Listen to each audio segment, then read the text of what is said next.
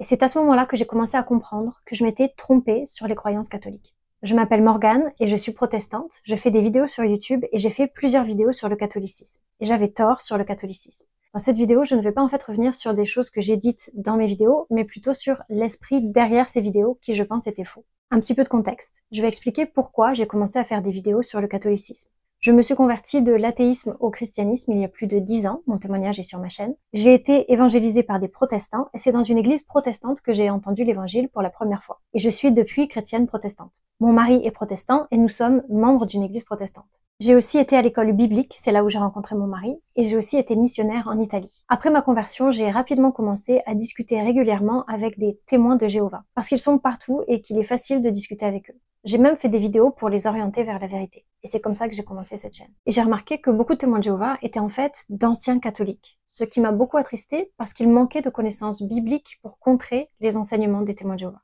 Et c'est pour ça que j'ai voulu faire une vidéo sur le catholicisme. Depuis 10 ans que je suis chrétienne, j'avais toujours entendu dire que les catholiques n'avaient pas l'évangile biblique et qu'ils croyaient en un salut basé sur les œuvres plutôt que sur la foi. Il faut savoir que dans le protestantisme, le concept du sola fide, par la foi seule, est fondamental, car il affirme que la justification devant Dieu, le fait que Dieu nous rende justes, est obtenue uniquement par la foi en Jésus-Christ, sans les œuvres. Et cette compréhension de la justification est vue comme essentielle. Et donc cette idée que dans le catholicisme, le salut se mérite est quelque chose que j'avais entendu, et je dois dire que je l'avais juste cru, sans vraiment chercher plus loin.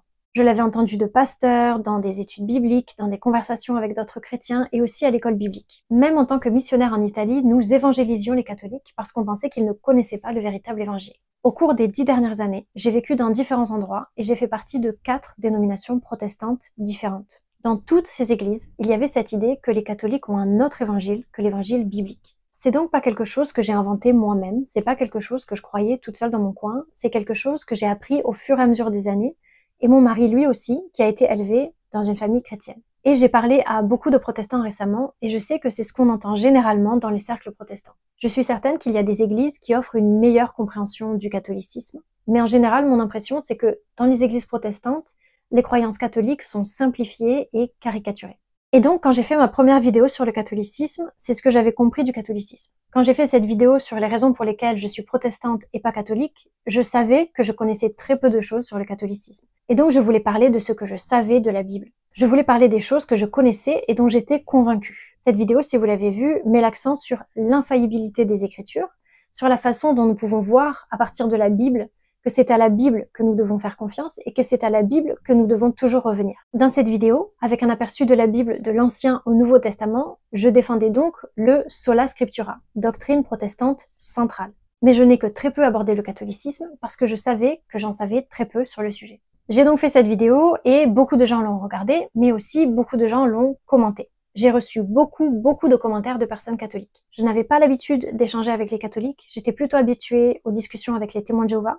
Et dans ces commentaires, il y avait beaucoup de questions qu'on ne m'avait jamais posées, des questions que je ne m'étais jamais posées moi-même, des questions comme cette Bible à laquelle tu fais tellement confiance, où l'as-tu obtenue? Tu la dois à l'Église catholique. Ou si la Bible est tout ce dont on a besoin, pourquoi alors est-ce qu'il y a autant de dénominations et d'interprétations différentes dans le protestantisme, etc., etc. Ces questions étaient souvent posées avec beaucoup d'amour et de bienveillance, et parfois pas trop, mais néanmoins, elles m'ont beaucoup interpellée et je voulais connaître la réponse à ces questions. Beaucoup de questions se répétaient dans les commentaires, alors je me suis dit, tiens, j'aimerais connaître la réponse à ces questions, alors je vais faire une série pour répondre à toutes ces questions. J'ai commencé avec 3 vidéos sur le développement de la Bible et une sur l'interprétation des Écritures. En réalisant ces vidéos, j'ai d'abord consulté des livres et des enseignements d'apologistes protestants pour mieux comprendre le catholicisme, mais j'ai remarqué qu'ils citaient souvent des documents officiels de l'Église catholique et je me suis dit qu'il serait préférable de lire directement ces documents officiels. Et j'ai aussi commencé à lire et à écouter des apologistes catholiques plutôt que protestants pour comprendre leur point de vue. Et c'est à ce moment-là que j'ai commencé à comprendre que je m'étais trompée sur les croyances catholiques. En fait, il y a 2 choses sur lesquelles je me suis trompée. La première est comment définir l'évangile,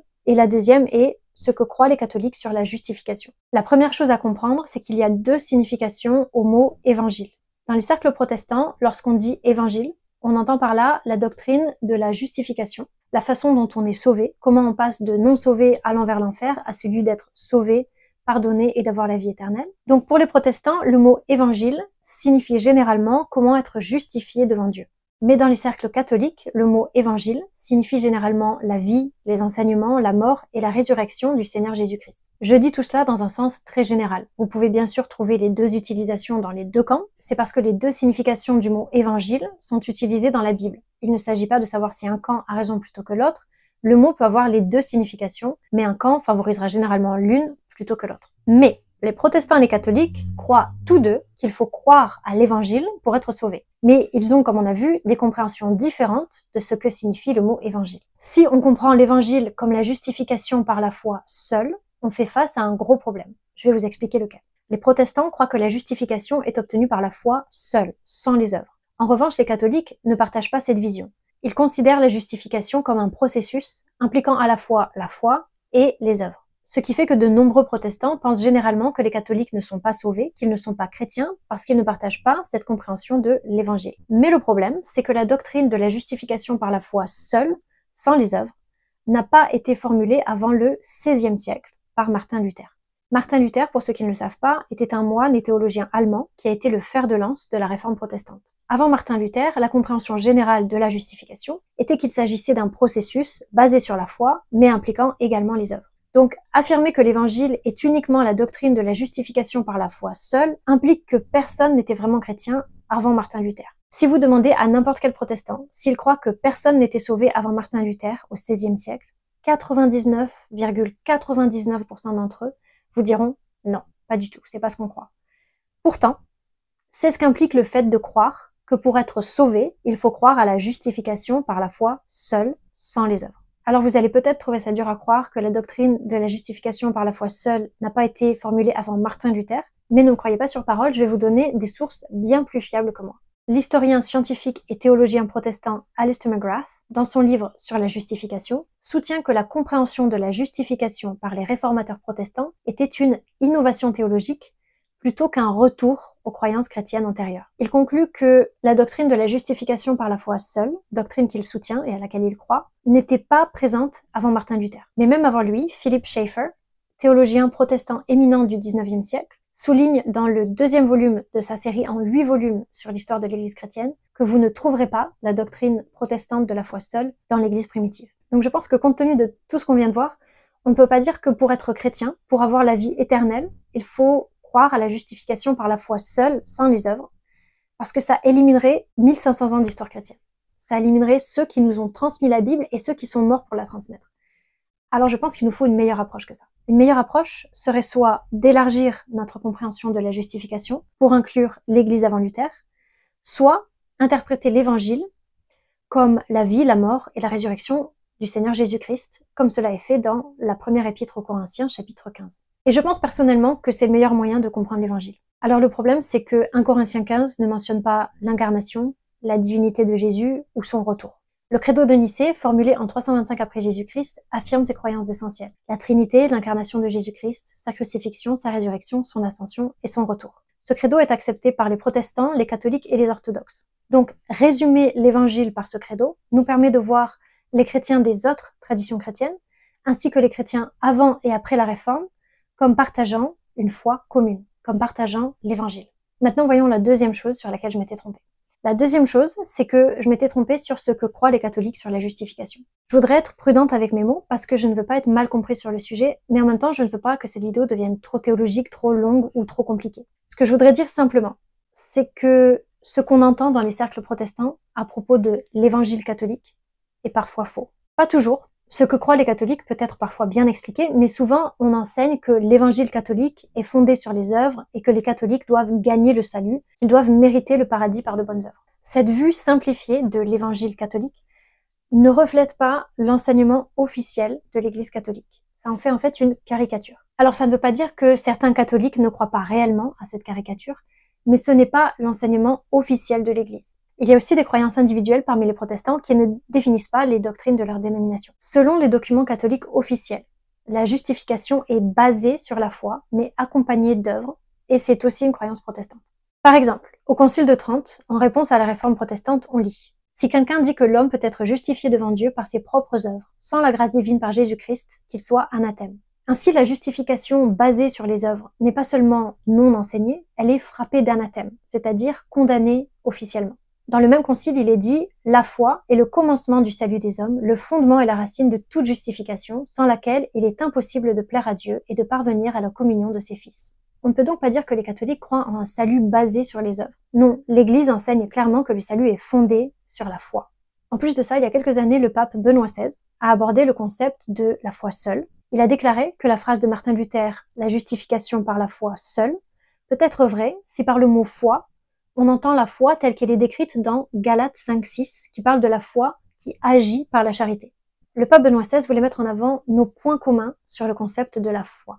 Que la véritable foi doit naturellement s'exprimer par l'amour et par les bonnes œuvres. Mais je ne voudrais pas que les gens se méprennent sur ce que j'ai dit. Je ne dis pas que nous avons la même compréhension de la justification. Il y a bien sûr des différences dans la compréhension protestante et catholique de la justification, et ces différences sont importantes. Et on ne devrait pas prétendre que nous croyons la même chose parce que ce n'est pas le cas. Pour expliquer en une seule phrase, les protestants croient que la justification est un acte instantané de la grâce de Dieu, où les croyants sont déclarés justes par la foi en Jésus-Christ seul, et les œuvres sont les fruits d'une foi vivante. Les catholiques, eux, considèrent la justification comme un processus fondé sur la foi et impliquant les sacrements et les œuvres. Alors c'est quand même très différent. Mais il ne faudrait pas exagérer nos différences. Dans les deux cas, la justification est basée sur la foi. Nous sommes justifiés par notre foi en Jésus-Christ. Mais pourquoi est-ce qu'on exagère nos différences? Pourquoi est-ce qu'on se caricature autant? Parce que ça se produit dans les deux sens. Les catholiques ont aussi tendance à caricaturer les protestants. J'ai entendu des catholiques dire que les protestants enseignent qu'il suffit de dire une prière à Jésus pour être sauvé et qu'ensuite on peut vivre comme on veut, que les œuvres n'ont pas d'importance. Mais c'est une caricature de la doctrine de la justification par la foi seule. Ce n'est pas une croyance protestante. On lit dans la confession de foi de Westminster, le catéchisme protestant en quelque sorte, que les œuvres bonnes faites par obéissance au commandement de Dieu sont les fruits et les témoignages d'une foi vraie et vivante. Alors pourquoi on se caricature les uns les autres comme ça? Je crois qu'il y a deux raisons. Premièrement, ça fait partie de notre nature humaine de vouloir voir les choses en noir ou blanc, de manière simpliste et sans nuances complexes. Il est plus facile pour notre esprit de percevoir les choses de manière catégorique, de les ranger dans des cases simples et facilement identifiables. Et c'est beaucoup plus facile de penser comme ça. Alors on simplifie et on vulgarise les choses. On les rend tellement faciles à comprendre que nos idées ne sont plus en fait une simplification de la réalité, mais une autre réalité, altérée, biaisée, mais tellement plus confortable intellectuellement. Alors c'est comme ça que l'information est transmise, que s'expliquent les idées des uns et des autres, dans un camp comme dans l'autre. Mais la deuxième raison, je pense, c'est que si nous croyons qu'il y a un Dieu, si nous croyons en la Bible, nous croyons aussi qu'il y a un diable. Et ce diable est contre nous, les chrétiens. C'est une réalité chrétienne qu'on aurait tort de négliger. Il y a bien un diable, et son but est de détruire. Son ennemi, c'est Dieu, son peuple, et une arme toujours efficace, c'est la division. Jésus lui-même disait, un royaume divisé contre lui-même ne peut subsister. Le diable, c'est très bien cela. Comme dans les guerres et les batailles terrestres, c'est aussi le cas que dans la bataille spirituelle et invisible, diviser pour mieux conquérir est une stratégie très efficace. Le diable veut à tout prix empêcher les chrétiens d'être la lumière du monde. Pour faire cela, je pense qu'il encourage à ce qu'on exagère nos différences et qu'on ignore nos points communs. Il veut nous empêcher d'unir nos forces. Il veut assombrir notre lumière dans le monde. Je ne veux pas servir les desseins du diable. Et c'est pour ça que je veux vous dire que je me suis trompée sur le catholicisme. Nos différences ne sont pas aussi importantes qu'on voudrait nous le faire croire. Nos différences comptent, mais il ne faudrait pas qu'elles soient exagérées, qu'elles soient utilisées pour nous diviser et pour nous détourner de notre mission dans le monde. Heureusement, l'Église catholique n'enseigne pas un salut basé sur les œuvres, mais bien sur la foi en Jésus-Christ, notre Seigneur. Et c'est une excellente nouvelle. Alors peut-être que vous le saviez déjà, ou peut-être que comme moi et beaucoup d'autres, vous pensiez qu'il fallait évangéliser les catholiques. Dans tous les cas, je veux que ma chaîne contribue à l'unité en Christ. Il y a beaucoup de vidéos que je voudrais faire sur d'autres sujets, mais je veux aussi continuer à faire des vidéos sur nos différences entre catholiques et protestants, mais non pas pour nous opposer, mais parce que je pense qu'on a vraiment besoin de mieux se comprendre. Mieux se comprendre pour mieux s'aimer. Jésus veut que nous nous aimions les uns les autres, en particulier que les chrétiens s'aiment les uns les autres. Se caricaturer les uns les autres n'aidera pas. Alors j'ai un nouveau but sur cette série que j'avais commencé sur le catholicisme. Mieux se comprendre pour mieux s'aimer, pour mieux travailler ensemble pour le royaume de Dieu. Merci d'avoir regardé cette vidéo. J'aimerais en faire beaucoup d'autres. Pour me le permettre, j'ai besoin de vos likes, de vos commentaires, de vos abonnements. Et si vous le souhaitez, vous pouvez aussi me soutenir en rejoignant ma communauté Patreon. Alors merci à tous.